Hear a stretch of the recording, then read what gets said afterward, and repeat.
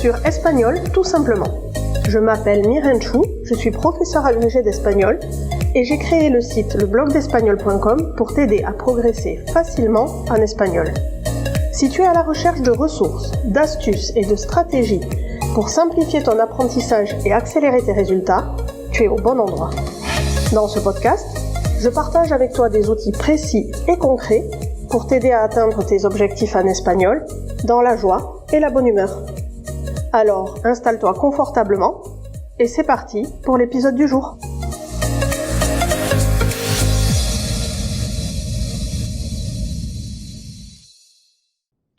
Hola, hola, j'espère que tu vas bien. Pour ma part, je suis en pleine forme et je suis ravie de t'accueillir dans ce nouvel épisode de podcast de Espagnol tout simplement.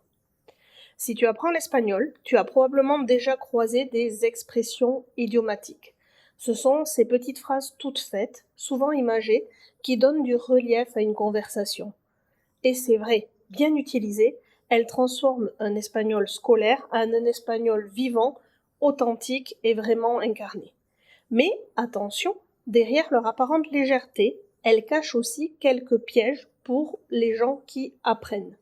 Et tomber dedans peut te faire passer au mieux pour un drôle d'oiseau et au pire pour quelqu'un de vraiment maladroit. Alors avant de te lancer tête baissée dans l'utilisation des expressions idiomatiques, laisse-moi t'aider à éviter 3 pièges, 3 erreurs que je vois tout le temps chez les apprenants, même les apprenants avancés.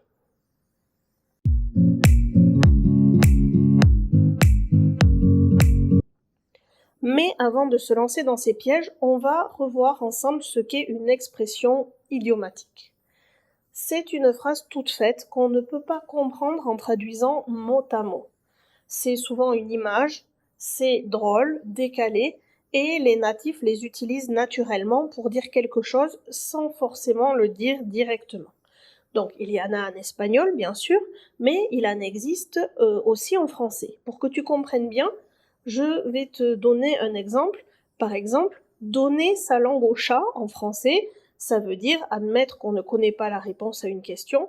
Cela n'a absolument rien à voir avec la langue ni avec le chat. C'est une expression imagée. En espagnol, je peux te citer estar en las nubes, qui signifie être dans la lune, littéralement être dans les nuages, qui veut dire penser à autre chose. J'ai pris celle-ci volontairement pour que tout le monde puisse comprendre. Il y en a des beaucoup moins transparentes, évidemment. Donc les expressions idiomatiques, ce sont des petites locutions qui font toute la richesse de la langue, mais qui demandent un peu de tact pour être utilisées avec justesse.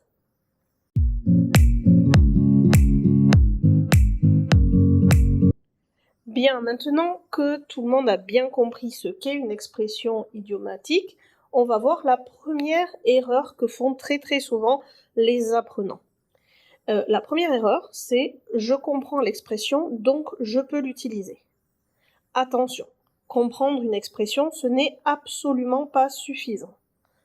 Si je reprends mon expression « estar en las nubes », tu peux en saisir le sens, mais si tu sors cette expression dans une situation inappropriée, tu risques alors un gros décalage. Prenons un exemple. Tu as visionné une série espagnole, félicitations, et tu en as profité pour noter quelques tournures sympas. Ça, c'est très bien et c'est exactement ce qu'il faut faire. Maintenant, le problème, c'est si tu les glisses dans toutes tes conversations. Eh bien, certaines expressions sont très marquées culturellement, émotionnellement ou socialement.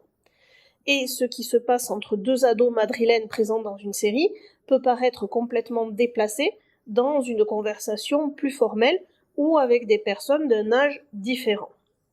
Si je prends un exemple, que fuerte peut exprimer l'étonnement, la colère, la surprise, mais son ton varie aussi énormément selon le contexte. Ou alors, imagine, tu es en réunion, ton collègue semble un peu perdu, tu veux détendre l'atmosphère et tu lui lances « Estás en las nubes, eh ?» Lui, forcément, ne va pas bien le prendre du tout. Pourquoi ? Parce que dans ce contexte, c'est perçu comme moqueur, voire condescendant. En résumé, comprendre le sens ne suffit pas. Il faut aussi capter le ton, l'intention, le contexte. Il y a même des expressions, tu le sais si tu suis mon défi 5 jours gratuit qui a lieu actuellement pour comprendre les expressions idiomatiques, qui ont deux sens totalement différents, opposés, en fonction du contexte et du ton sur lequel elles sont dites. Certaines expressions peuvent être affectueuses dans un cadre familial, légères entre amis, mais très mal reçues dans un cadre professionnel, ou inversement. Cela étant posé, qu'est-ce que je te recommande? Eh bien, observe. Écoute les natifs. Demande-toi à chaque fois qui parle, dans quel contexte, avec quelle intention. C'est ça qui te donnera le vrai pouvoir des mots. Et apprends aussi à distinguer les registres. Ce n'est pas parce que quelque chose sonne cool dans une fiction qu'il convient à un échange réel. Tu peux aussi, bien sûr, te faire aider par ton coach ou ton prof d'espagnol, évidemment.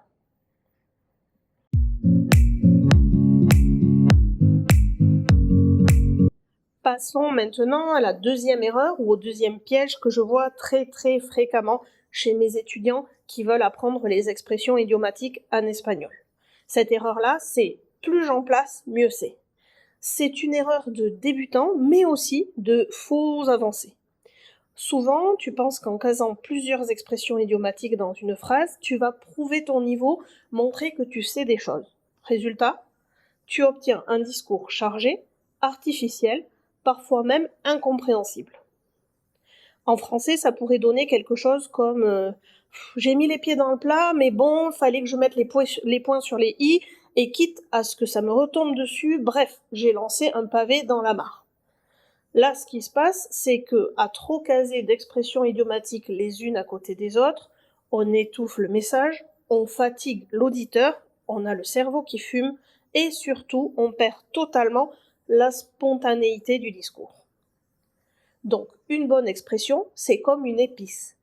Une pincée suffit, et si tu prends l'exemple du sel, par exemple, le sel, ça relève un plat, mais s'il y en a trop, ça peut complètement le gâcher.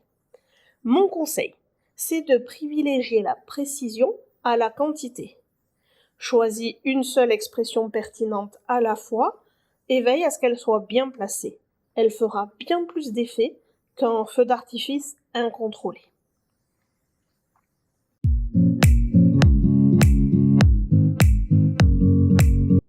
Troisième et dernière erreur pour cet épisode de podcast, c'est je connais l'expression, mais il m'est impossible de m'en souvenir quand je parle. C'est un autre des pièges récurrents qui concernent les expressions idiomatiques en espagnol. Et ce n'est pas du tout que tu ne les apprends pas. C'est que, au moment où tu veux t'en servir, rien ne sort. Dans ta tête, ça peut donner quelque chose comme mince, c'était quoi déjà cette super expression sur la fatigue? Attends, un truc avec de la poussière. Ah oui, está hecho polvo.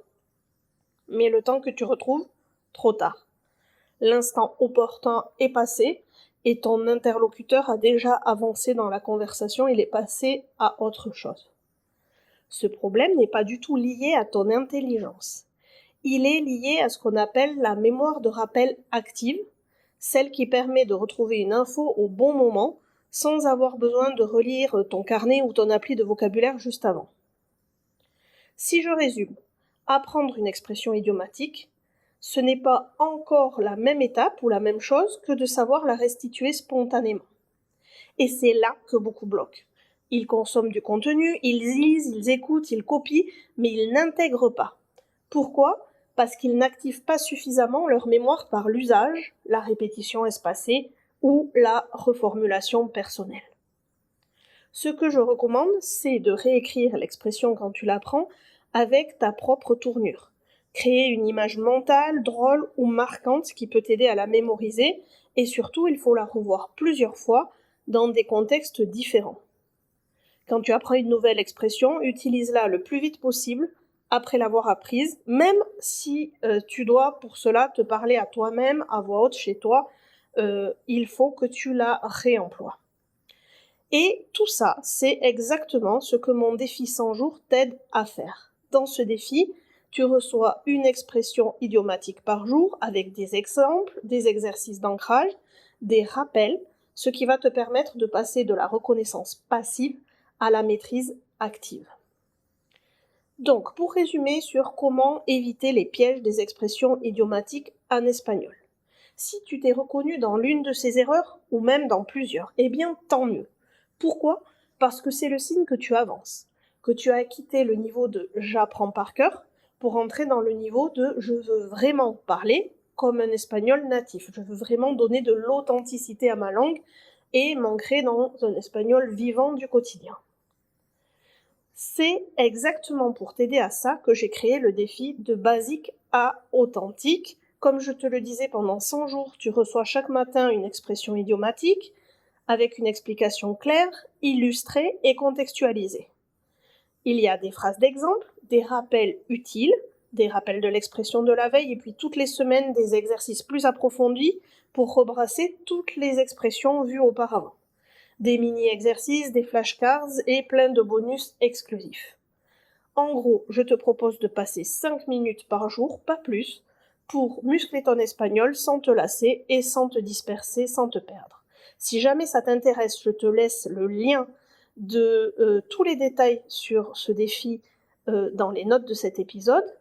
Si tu es prêt à rejoindre l'aventure, n'hésite pas, il y a un prix spécial de lancement jusqu'au 21 juin 2025. Si tu écoutes cet épisode au moment de sa sortie, ça te laisse à peu près 10 jours. Comme d'habitude, cet épisode de podcast a un article associé sur le blog, je te mets aussi le lien dans les notes de cet épisode. Voilà pour aujourd'hui, n'oublie pas de pratiquer. Si tu as envie, raconte-moi par mail ou sur les réseaux une anecdote un peu gênante que tu aurais vécue à cause d'expressions idiomatiques mal utilisées en espagnol. Je suis toujours très friande d'écouter tes anecdotes. En attendant, je te dis bonne semaine. Nos vemos el jueves que viene y cuídate y hasta pronto.